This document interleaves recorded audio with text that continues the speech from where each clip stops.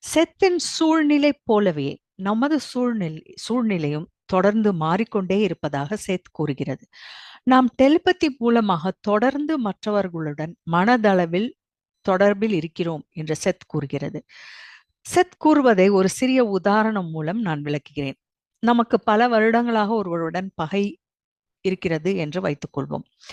அந்த அந்த நபரை நாம் மனதளவில் மன்னித்தால் அந்த அலைவரிசை டெலிபதி வழியாக அவரை சென்று அடைந்து அவர் மனதிலும் ஒரு மாற்றத்தை ஏற்படுத்தும் என்று செத் கூறுகிறது. நாம் சில சமயம் நாம் இதை உணராமலே எப்பொழுதும் செய்து கொண்டிருக்கிறோம். இப்படி செயல்படும் பொழுது நமது யதார்த்தம் அல்லது உண்மை நமக்கு தெரியாமலே, நம்மை சுற்றி இருக்கிற நிஜம் நமக்கு தெரியாமலே மாறுகிறது என்று செத் கூறுகிறது. அதாவது நாம் மனதளவில் மற்றவர்களுடன் தொடர்பு கொள்ளும் பொழுது நம்முடைய யதார்த்த